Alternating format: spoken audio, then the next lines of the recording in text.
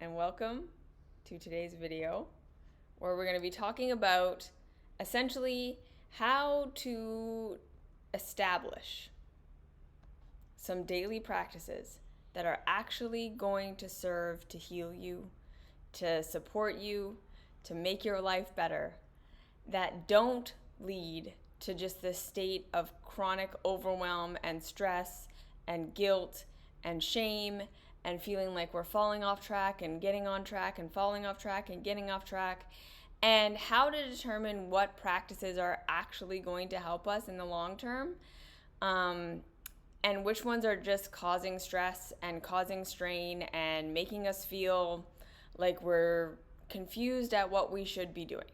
Because I know that for a lot of us in the self-help, spirituality, personal growth world, we've heard the message that in real reality, the things that are going to heal us, that are going to transform us, that are going to serve us the most, are generally the things that we can commit to over the long term, right?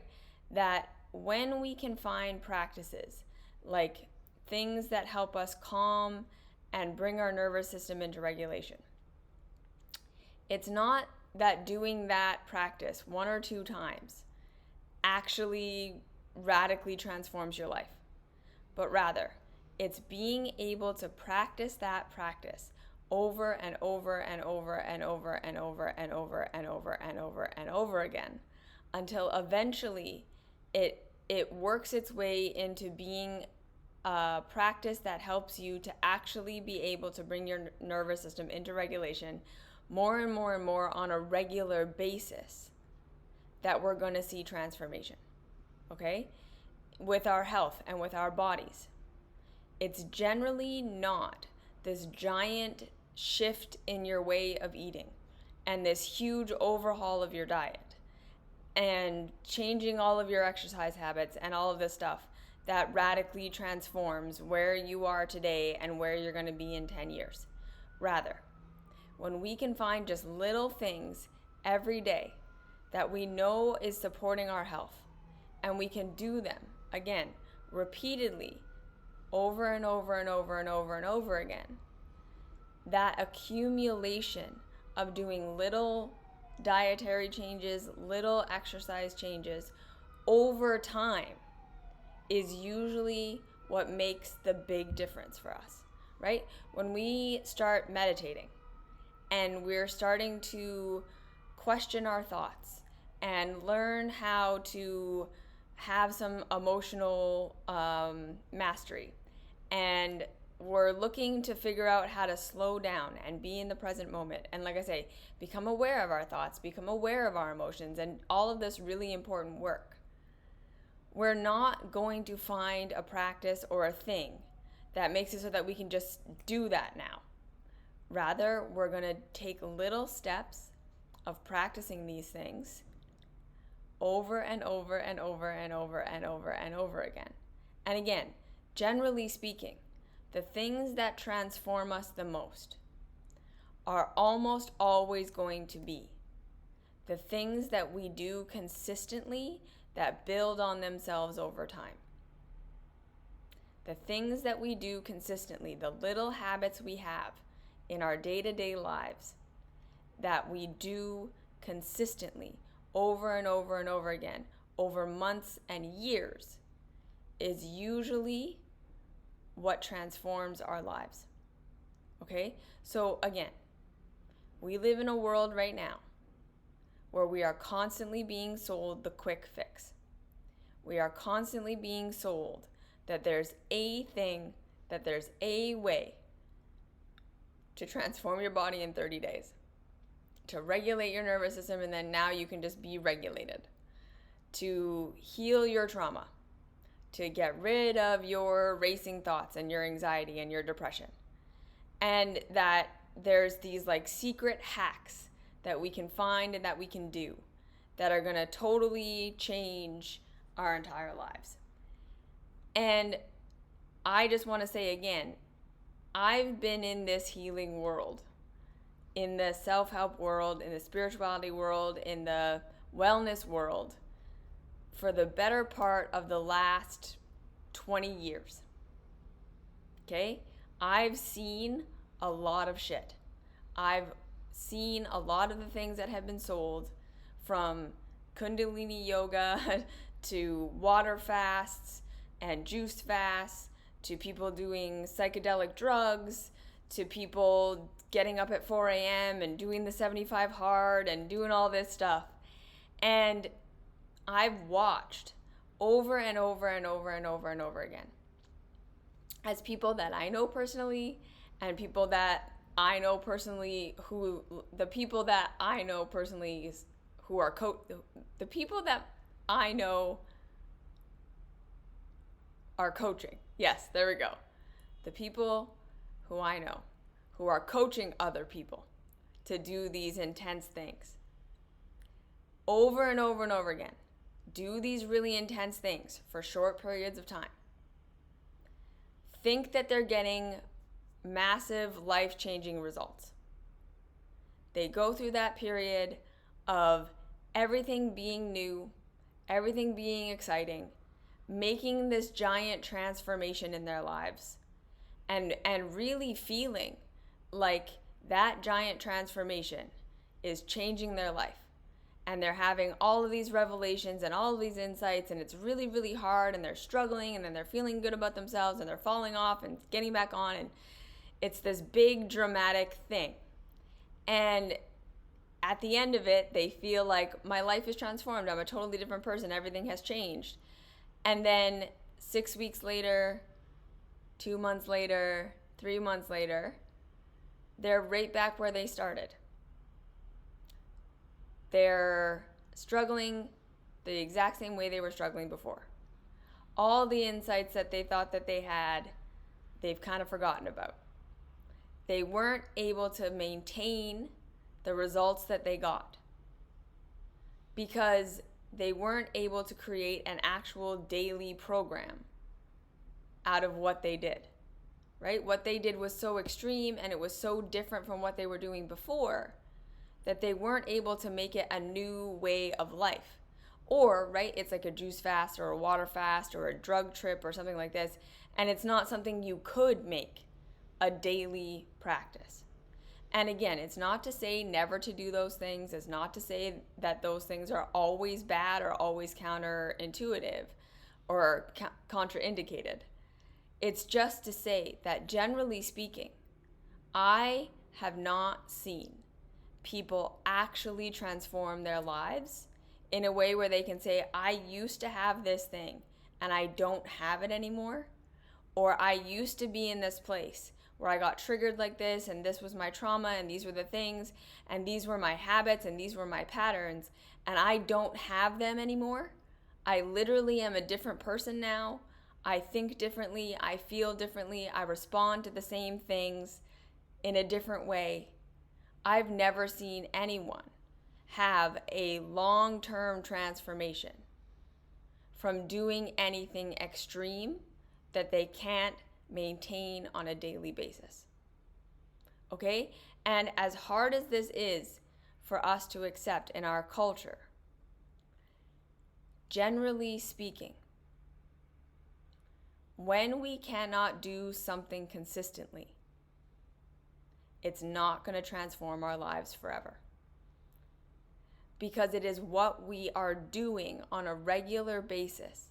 It's what we are doing on a day-to-day basis. It's our daily habits that make our lives what they are in terms of what we have control over.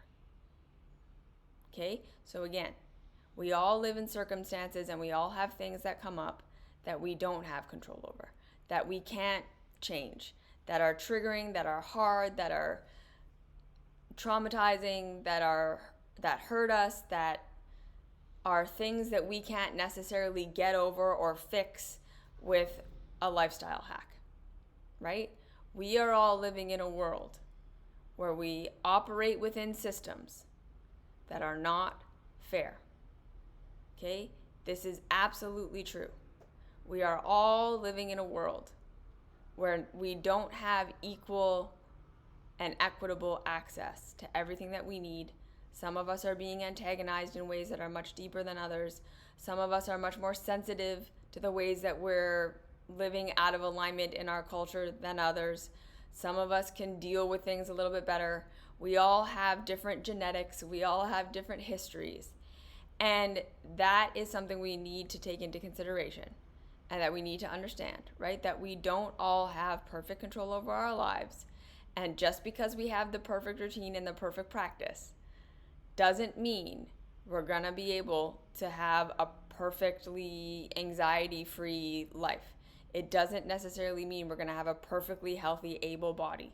It doesn't necessarily mean we're going to be able to work our way completely out of whatever systems we're in that are impacting our wellness and impacting our well-being. But generally speaking, we can make things better when we take seriously the fact that we do have some power in our daily choices and our daily actions. Okay? So this is where the wellness world tends to come in and mess things up. Okay? Because number one, a lot of the time, the wellness, spirituality, self-help, and personal growth world wants to tell us that we have complete control. And if we just make all the right choices, if we choose all the right practices, if we do all the daily rituals perfectly, that we can get to a place where we have perfect physical health, perfect mental health, where everything works out perfectly for us. We can have total abundance, we can have perfect relationships and all of this stuff because we're choosing the right practices. And this is where a lot of us get really, really stressed out and really overwhelmed and really overburdened with, am I doing the right thing? Am I doing the right practices? Is this what I should be doing? Is this not what I should be doing? Right? And in my coaching work, especially, so much of the time I get asked the question, should I be doing this practice? Should I be doing this meditation? Should I be doing this discipline? Should I be doing this? Should I be doing that? Should I be doing this? Should I be doing that? And there's so much stress involved and so much confusion. And I think that, again, at the root of that, first, is this promise that if I do it perfectly, I will have a perfect life and I can save myself from all pain. So the very first thing I like to do with all of my one-on-one clients is help us all realize that there isn't a perfect thing. Okay? There isn't a perfect path. There isn't a perfect practice. There isn't a perfect routine that you can get into that will take all of your pain away and make every minute of your life the most empowered minute, the most joyful minute, the most anxiety-free, worry-free, regulated moment of your life. Okay? We are all human. We are all going to struggle from day to day. There's going to be pain. There's going to be stuff we don't have control over. There is no perfecting our practices so that we can have a perfect life. Right? If we're neurodivergent, if we have a mental illness, if we have a chronic illness, things like this, we're not going to perfectly practice our way out of these things. Rather, we are going to find practices that, when applied consistently, are going to make our lives better, easier, less burdensome. We are going to find practices, again, that over the long term, okay, so not necessarily in the short term, but over the long term, over months and over years, we're going to look back and say, wow, okay, I'm like a totally different person than I used to be 5 years ago or 10 years ago, because I've just been consistent with these daily practices that I could fit into my schedule. And they maybe didn't radically transform my life overnight in a way that I could have a 30-day before and after. But they did radically transform my life over Years. Okay? So that first things first. There is no perfect practice. There is no perfect routine.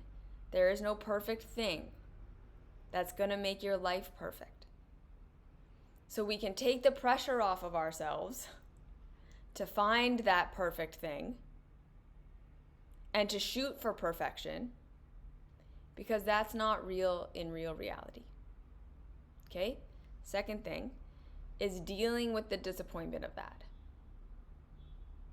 Because we need to realize and recognize that, of course, we are human beings who don't like feeling bad.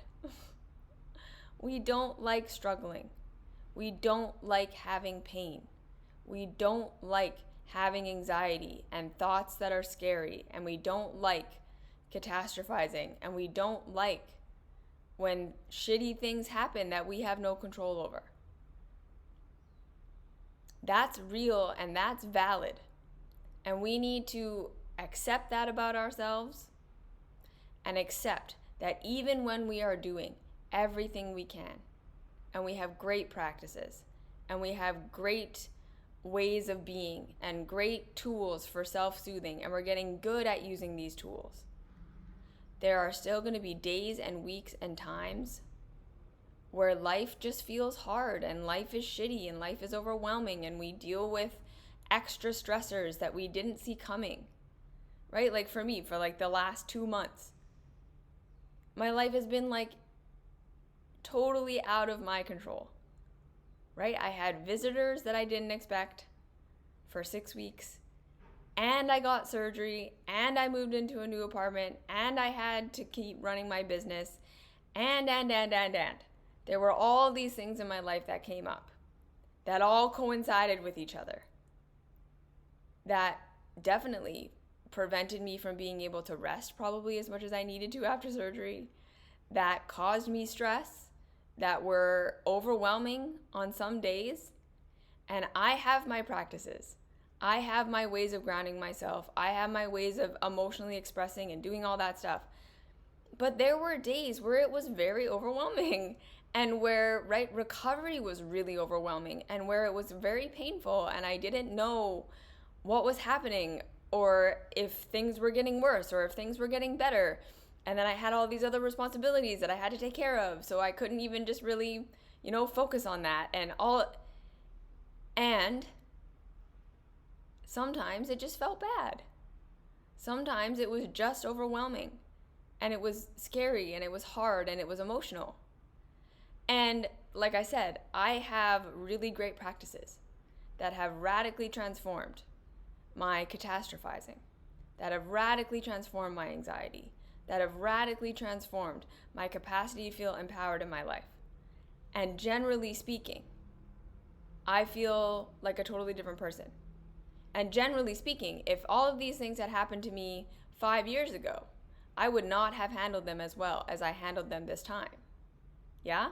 I was absolutely able to get through this without exploding all over my husband. I was able to get through this while still maintaining a level of self-care that was actually pretty great. I was able to get through this and rest in ways that I never would have given myself permission to do in years past. I am different. And it was still hard, right? Like at the end of the day, there were still days where it just didn't feel good. And it was very overwhelming, and it was very exhausting. Like I was just physically, mentally, and emotionally exhausted. And the reality is that's okay.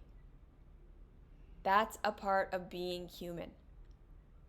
Yeah, I had my practices there to help me get through it, but they didn't make it perfect, right? My great practices that really support me help me get through a shitty, hard, stressful time. They didn't erase the shitty, hard, stressful time.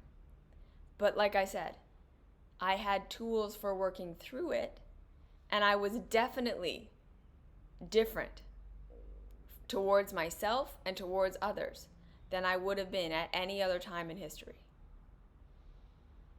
So nothing made my life perfect. I still go through hard things where a whole bunch of circumstances all collide at once, out of my control, that don't feel good. And my practices have never made it so that I could fully prevent all that stuff. Okay? My practices have helped me prevent making my own messes. They've helped me prevent making the overwhelming things worse by responding in my old ways. They've helped me to emotionally process, physically process, spiritually process while I'm going through it. But hard things still happen. Overwhelming things still happen. Facing my mortality and my existential dread still happens. And that is probably going to be how it is for the rest of my life. Right? So I'm not looking for practices or ways of being that make it so that I'm not experiencing a human life anymore. Right? The shift that really changed my life. This happened quite a while ago, so I want to tell you about this. There was a while there where I, just like everybody else, was obsessed with getting enlightened. And that was just my version of, I thought if I had that experience of being enlightened, of realizing the truth, that this would mean I never had pain again. That I never had emotional pain again. I never had a negative thought again. I never had anxiety again. I never dealt with doubt again. I could always feel God and just feel amazing and see that everything was working out perfectly. And I really, truly believed that I could get to that place sometime. If I meditated enough, and if I did my journaling enough, and if I did enough yoga, and if I did all these cleansing practices, I could get to a place where I was untouchable by life. And it caused me so much stress, right? I was running around like a chicken with my head cut off. Should I do this meditation practice? Should I do this meditation practice? Should I be doing this style of yoga? Should I be doing that style of yoga? Is this juice the right thing? Should I be doing this kind of diet? Is my diet light enough? Is it heavy enough? Is it clean enough? Is it... And I was driving myself totally nuts. Looking to everyone and everything and like watching YouTube videos and like doing all this stuff. Trying to like, what is enlightenment? How do I get enlightened? How do I get to that place? And I feel like the real enlightenment that I got to was that understanding that there is no enlightenment in the sense of my life becomes perfect and I never feel pain and I never feel confusion and I never feel challenge ever again. Rather, the real enlightenment, again, is learning how to support myself through these things. So again, there's that balance. It's not black and white of learning the practices that really did and do continue to transform the way that I am in life. Okay? I really don't deal with anxiety the way that I used to deal with anxiety. I do not have as much fear about everything falling through the cracks as I used to have.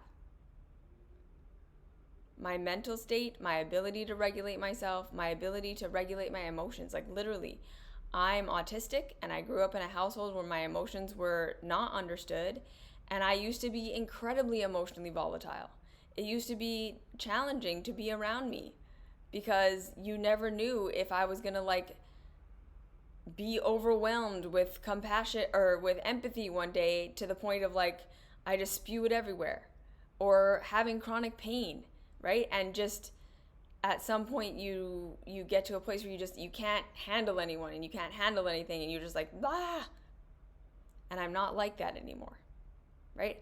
I have found practices and I have found ways of supporting myself that I teach in the mystery school, that I teach on my YouTube channel. That's what all of this work is, this self-love work, right? Learning to be kind and compassionate towards myself.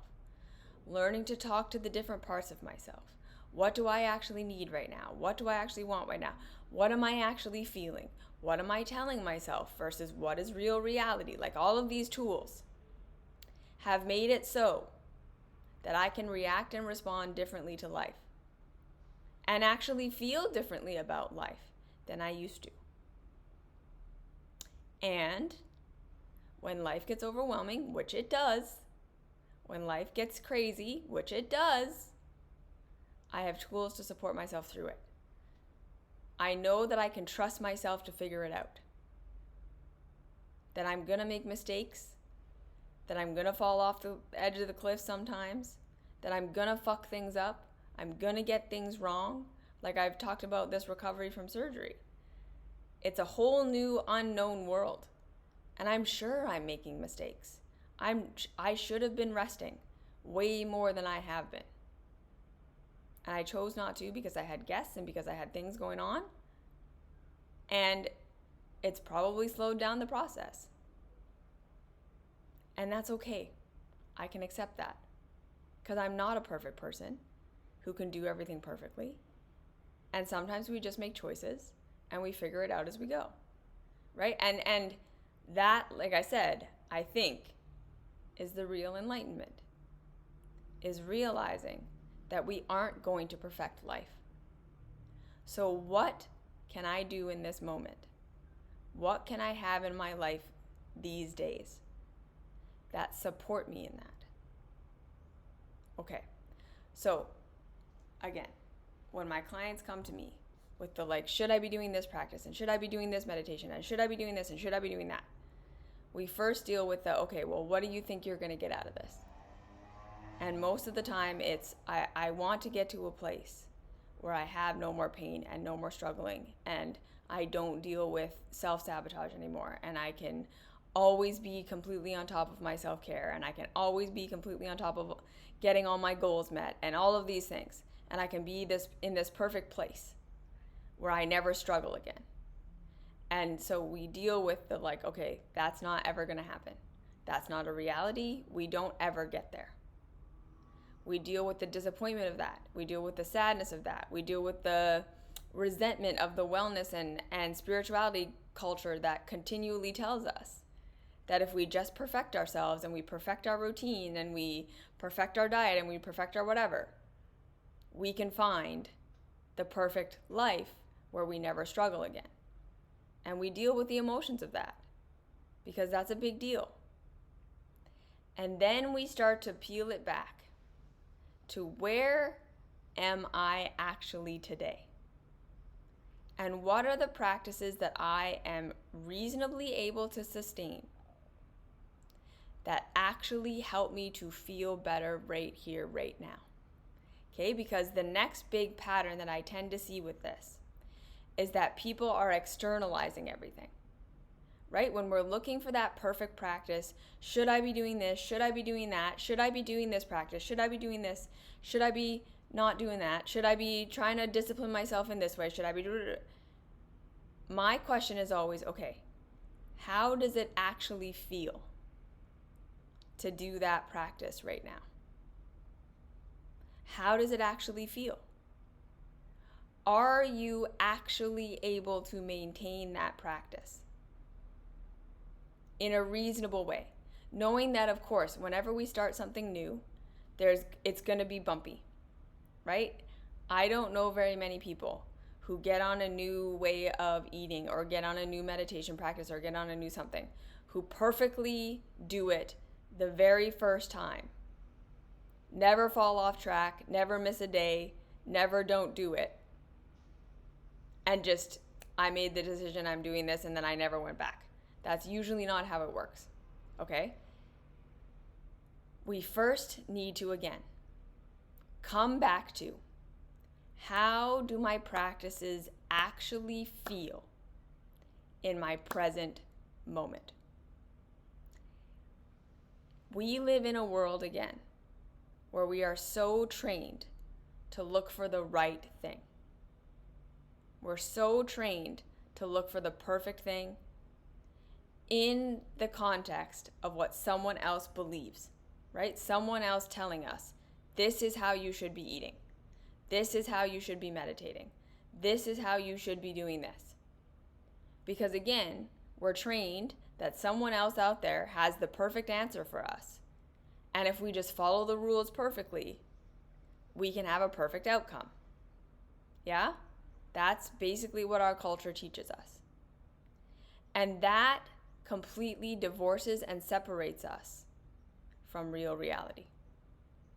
Because in real reality, you are going to figure out what practices are actually pertinent for the you that exists right here, right now, through how your practices actually feel for you. How your practices actually feel for you. Because even in the ability to be consistent with something, there has to be some sort of positive benefit that we are actually experiencing right here, right now, in order for us to continue on with something. So many people think that they lack discipline, or that they lack motivation, or they lack the ability to be consistent with something because they're like undisciplined or whatever. And sometimes, yes, we do have to work our discipline muscle a little bit. Sometimes we are going to have to learn to do things that are uncomfortable, to push ourselves a little bit, to do our daily meditation, to do our whatever on the days when we don't feel like it. That's absolutely a part of this. And right, like I know that there are days that I'm just like, ugh. The last thing I want to go do is my breathing practices. I just, can we not today? Right? But I know now, with decades of experience, how I'm going to feel after I do it. And that is what motivates me. That is the motivating factor. So my biggest question for you, when you're looking at, should I be doing this practice or should I not be doing this practice? Number one, are you expecting it to make your life perfect? Because if so, you're always going to be disappointed, and therefore you're going to always quit. Right? We are never going to stick with anything that we think is going to give us perfect results, because nothing is going to give us perfect results, and therefore we are always going to be disappointed, and then we are going to quit. Okay? So that's the first thing.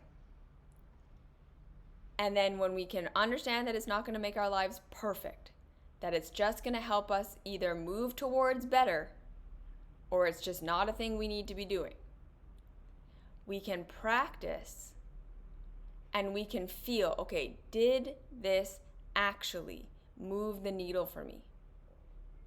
Because if a practice or a discipline is all about, if you do this for the next 10 years, then you'll get good results. If it's all struggle and feeling like shit and doesn't feel good now, and someone keeps telling you, just keep doing it, just keep practicing, and eventually one day it's going to feel great. It's going to be shit, amazing. That's not how it works. That's never how it works. That is not actually true. If your practices are not making you feel better incrementally along the way, they are not for you. They are not for you right now. They're not giving you the results that the people are promising you they're going to give you. Practices that are actually working for us should have positive benefits in the moment that are giving us a little insight, a little sneak peek into the long-term effects we can expect if we stick with it. Okay? Practices that are actually working for us should be giving us a positive benefit in the moment that are a sneak peek into what it can look like for us 5-10 years down the road if we stick with it right now. Okay? So if your practices that you're doing in this moment aren't feeding you and nourishing you and giving you some positive outcome right here, right now, I want you to question them. If it's all discipline and all shit and all struggle and all just you're just doing it because you think that you should, but it's not actually helping you to feel better right now, it's probably not the right thing for you right now. Okay? Over and over and over and over again, I have seen this.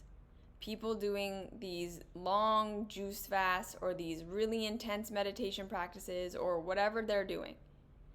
And they tell me that they're just like miserable doing it, right? Like it's just so hard to get up at 4 a.m. It's just so hard to do this. It's so hard. It's so hard. It's so hard. And my response to that is always, then quit, right? If it doesn't help you feel good now at all, if it's all challenge and discipline, I guarantee you, you're not going to be able to stick with it. Even if there are some benefits that you get, none of us have the willpower to do something painful every single day for the rest of our lives, right? And again, the things that change our lives are the things we can do consistently day to day to day, right? Like I always say, can you imagine this thing that you're doing for your practice being something you do every day for the rest of your life and not being totally miserable? And if the answer is no, I really encourage you to question, why are you doing it? Because again, if you can't maintain it for life, generally speaking, whatever results you get for the period of time that you can force yourself to do it, you're going to lose those results because you can't stick with it. Right? And it's not like nothing gives us a result because we did it for 30 days and then we keep that. Right? Like if you go to the gym and you build muscle for 30 days and then you stop going to the gym, you are going to lose that muscle mass. If you go on a diet and you lose 10 pounds on your juice fast, and then you start eating food again, you're gonna gain the 10 pounds back. Because the reason you lost the weight was because you were doing these habits. And so then when you stop doing those habits and go back to your regular habits, you're going to go back to getting the results you were getting before. So again, if there's no positive benefit in it for you right here, right now, if it's all stress, if it's all struggle, you're not going to be able to maintain it. Because there's no way that any of us, as human beings, are able to sustain doing something we hate over and over and over and over again that provides no benefit, no positive feelings forever. We can't. Nobody is that disciplined. Okay? I guarantee you that everyone that you look at who has a consistent practice with something, who you look at and you say, wow, that person is so dedicated and so disciplined. You need to understand that at least part of the reason why that person was disciplined is because what they were doing meant something to them. It was giving them results they wanted. It was benefiting them in some way to be that disciplined. They weren't just disciplined because they're a better person than you. They weren't just disciplined because they're just inherently stronger than you. The outcomes that they were getting from their discipline was enough to keep them doing the discipline. So like I say, how does it actually feel to do your practices? Is there a positive benefit for you in this moment? Does it improve your day even just for 5 minutes, right? Like, especially when we're starting with thought work and working with our nervous systems and working with healing stuff. I guarantee you will find practices that help you find regulation for 5 minutes. You're going to find that you're able to question your thoughts and be like, okay, this thought feels terrible. It's something that is really familiar and I have all this evidence for it, but I'm going to question it. I'm going to find a thought that feels better. I'm going to be able to help myself see that reality might not be as bad as I think it is, right? When I'm in a pattern of believing my really terrible, paranoid, scary thoughts, you'll be able to get to a better place for 5 minutes. And it will feel better for about 5 minutes. And then you're going to go back to your life, and all the scary thoughts are going to come back again. And you're going to be like, well, that was a waste of time. I can't do it because I can't maintain it for the rest of the day. And what I'm going to say is, of course you can't maintain it for the rest of the day. You just started. It's going to just be those 5 minutes that you're practicing where you feel a little bit better for the first month, for the first couple of months. It's not going to radically transform your whole life today, right? We have to make our expectations reasonable. So does your practice provide any positive benefit? Is it giving you that window of, right, it made me feel better for 5 minutes today. So imagine what can happen if I stick to this practice over the next year, over the next 2 years, over the next 5 years. How much bigger that window of feeling good is going to get as I accumulate practice and accumulate strength to question my thoughts more and more and more, right? Because again, when you first go to the gym, you're going to be able to do 5 bicep curls with 5 pounds, and that's it. And then you're not going to have the strength to do the rest of it. And then you're going to go home and you're going to realize, well, I'm not stronger. I can't lift heavier groceries. I can't do all this stuff. What's the point? Well, the point is you keep going to the gym. You keep lifting weights. You keep doing it because it feels good in the moment. And eventually you can start to lift 10 pounds. And eventually you then can lift 20 pounds and then 30 pounds.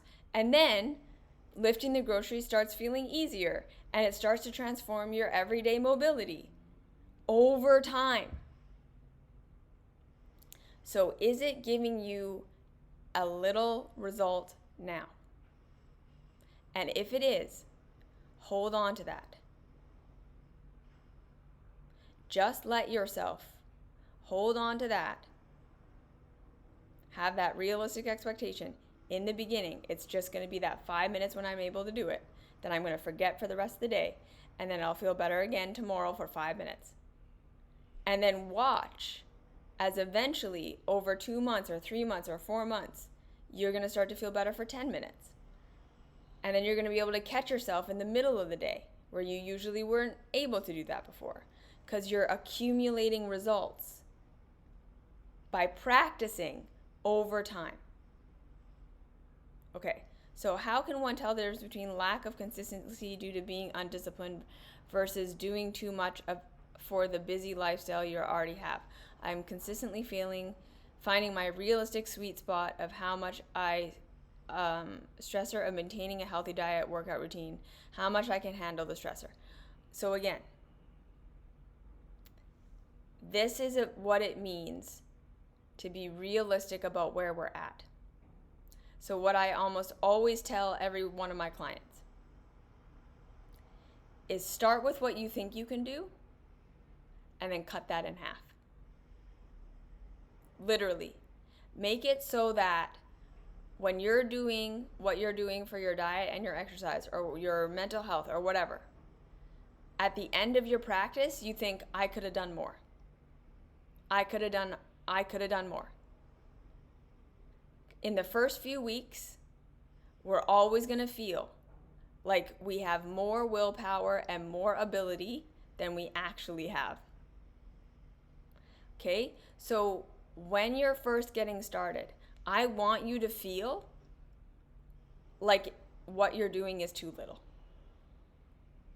Okay? If it feels like the right level, you're probably doing too much, because there's always that beginner's high that makes us feel like we're on the right level of where we're at. But that's the beginner's high, right? Every newbie at the gym, every newbie runner thinks they can run a 5K in the first week.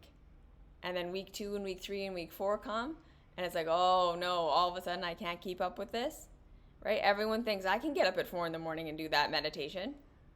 And you can do it for a week. You can do it for 2 weeks. And then on the 3rd week and the 4th week, you're all of a sudden like, oh my God, I can't. Okay. So whatever you think you're capable of, cut it in half. Or, like I said, I want you to walk away from your practices, especially when you're just starting out, feeling like it wasn't enough. Feeling like you let yourself off the hook. Feeling like you didn't do as much as you could have. That's how we want to start. And then I say, if you can maintain that level for 4 weeks straight, and you still feel like it's not enough, you still feel like you could comfortably do more, that's when you add. Because again, it has to be based on how it feels. And it has to be based on results, right? So if the result is you're doing what you think you're capable of, but then you always fall off, we have to be honest with ourselves. We're not actually capable of that. And that's okay. We might get to a place where we are capable of that one day, but we have to start at a lower rung in order to get there. So take what you think you can do, cut it in half, make sure you walk away from your new practices feeling like it wasn't enough and feeling like you could have done more. That's when you're at your sweet spot. See if you can maintain that for a month while being really focused on the results that you're getting and being realistic about the results you can expect. You're going to do your thought work and it's going to feel good for 5 minutes. It's not going to transform your life. It's not going to make it so that you never have an anxious thought ever again.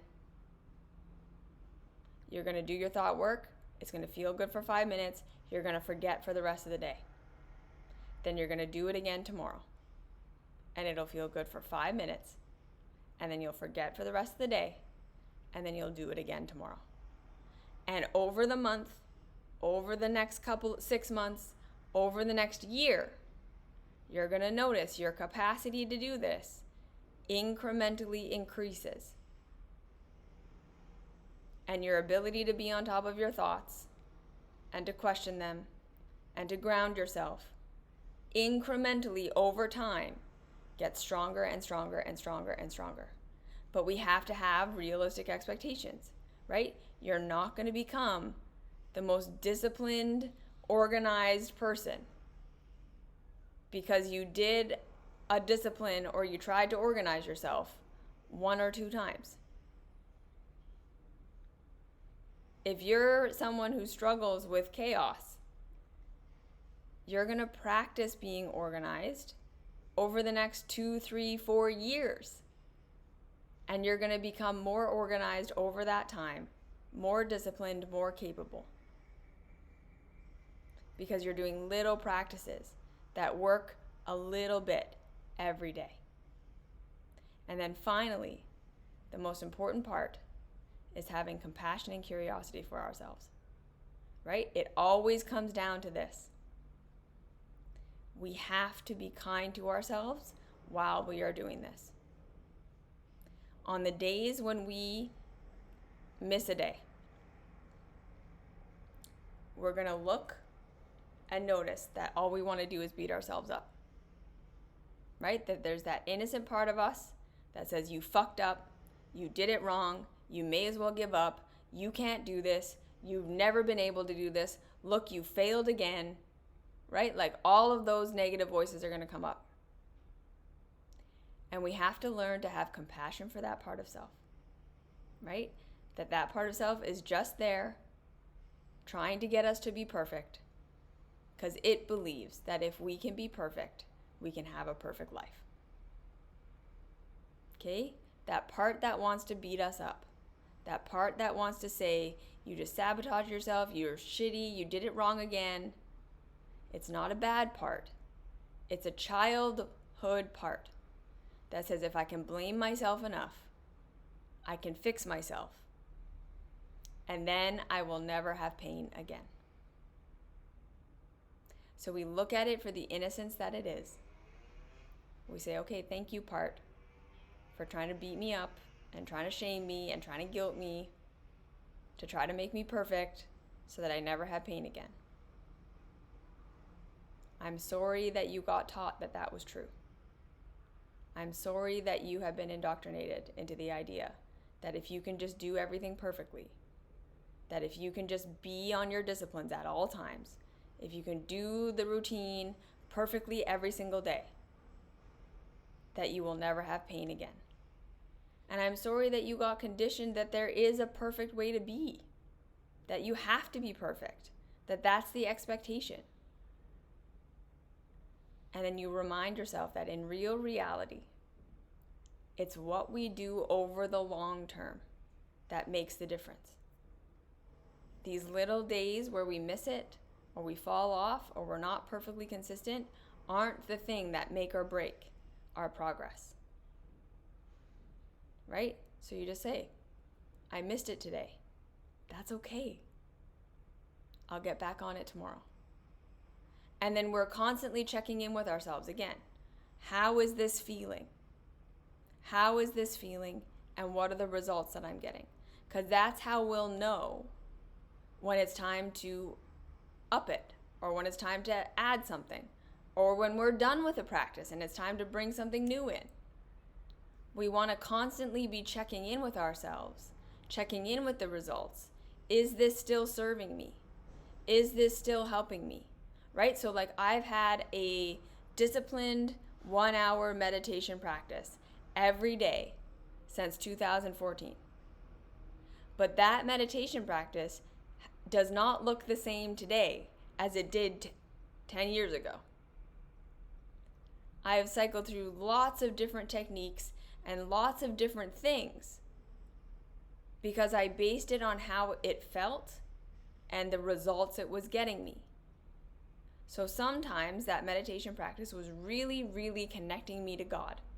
And it was all about conversations with God and revelations and visions, and there were techniques that helped me to do that. Sometimes it was literally just breathing and grounding my nervous system. And that was the main thing I was focusing on. Sometimes it was all future projection. Sometimes it was all being in the present moment. Sometimes it was processing what had just happened the last couple of days. It's not that it was this one consistent, perfect thing. It's that I made that space every single day for that discipline of checking in with myself and what do I actually need today and what's pertinent for this season of my life and what practices are actually serving me right now. And just doing that and doing that and doing that until it was like, okay, now it's time for a shift. Now it's time for a change. Something new came into my awareness and that actually feels better than what I was doing before. And so it's based on, again, results and how it feels. And that's how you navigate what the right thing is for you. No one had to tell me, okay, you're done with this kind of meditation now. Start doing this other one. Now you're not going to make any more progress with this. Now your next step of progress is this one. I figured that out by feeling it, looking for the results. So that's what I want you to do. Have compassion and curiosity for yourself. There is no perfect. You're never going to do it perfectly. And now, how does it actually feel? What are you able to sustain and maintain without getting overwhelmed and having to quit? What can you see yourself actually being able to do every single day, even when life gets hard? Okay? So, what can you see yourself doing not on the perfect day, not on the day when everything goes perfectly, not on the days when everything is easy, but on your worst days? What are you able to sustain and maintain on your worst days? That's another way of figuring out what your actual limit is. On the most overwhelming day, on the most triggering day, on the hardest day, what kind of practice are you able to do? That's how we figure out where we're at. And then we have lots of compassion and lots of curiosity. We keep checking our expectation that if I do this, it's supposed to transform my life overnight. It's not going to. Settle for those 5 minutes. Let that be good enough. And know eventually, over time, over accumulation of practice, you will get to a place where it makes your life better more and more and more and more and more. If you're getting that 5-minute window of it does make me feel better for 5 minutes, that is your sign. That is your symbol. That if you keep up with this, it will make it better over time. Not today. Over time. Accumulation. What can you reasonably sustain and maintain on your worst days? And how much compassion and curiosity can you have for yourself while you're doing it? Okay? This is how we figure out what practices we should be doing.